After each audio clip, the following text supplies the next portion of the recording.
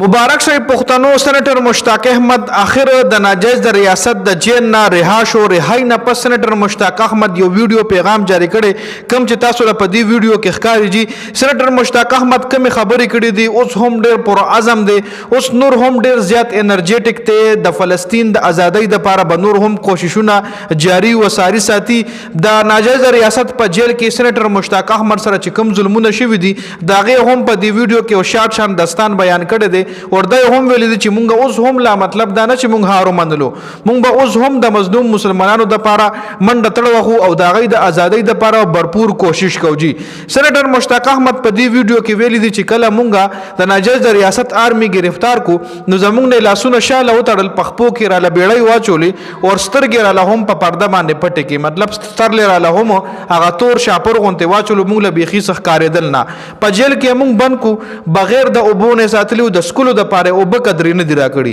او سپیرا باندې را پری خو دي ډیر ظلمونه را باندې کړو خو مونږه هار نه دی منلې مونږه هار نه منلو او مونږه خپل غلطي نه منله مونږه راغینا معافي نه غوستا هي بار بار مونږه دا مطالبه کوله چې تاسو معافي غوړی تاسو وایي چې دا کار مونږ غلط کړی دی معافي غوړی مونږ به تاسو رها کو او خپل وطن ته واپس ځي خو مونږه معافي نه د غوستي دا زمونږ د مزاحمت نه پس اغیله چې پته ولګی چې دوی خو هار نه مني دوی خو مطلب مونږ نشو راخته کوله بیا په انټرنیشنل پریشر هم سي و تاسو له معلومه ده چې غیر مسلم ملکونو هم د ازادۍ د لپاره احتجاجونه کړیو. جی په ټول پاکستان کې احتجاج شوی د پاکستان نه علاوه چې څومره هم اسلامي ملکونه دي کې میکسیمم ملکونو احتجاجونه کړیو غیر مسلم ملکونو هم د رهایی د لپاره احتجاجونه کړیو چې بیا انټرنیشنل پریشر په وجه باندې ویله پته ولګی چې د خلک خو هار نه مني شکست نه مني د ایمان جذبه چې کومه دا غډیره زیاته مضبوطه ده نو بیا مونږ را پری خو دا وخت سېنیټر مشتاق احمد اردن ته رسیدل دي اردن ته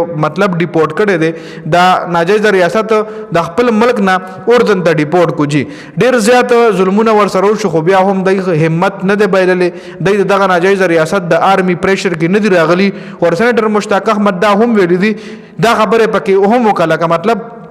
عمران خان پکې هم دلته یاد کړی دی چې دا اډیالا جیل نوالی دغه ناجایز ریاست جیلونو پورې موږ خپل مزاحمت جاری وساری ساتو او ډیر زر به تاسو له مکمل تفصیل وای ز بیانوم چې کله پاکستان ته درشم ز به تاسو له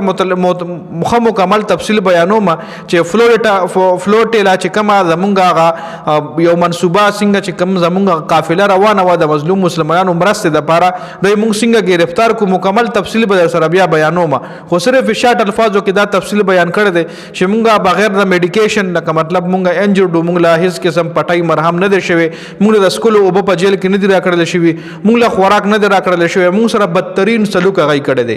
دغه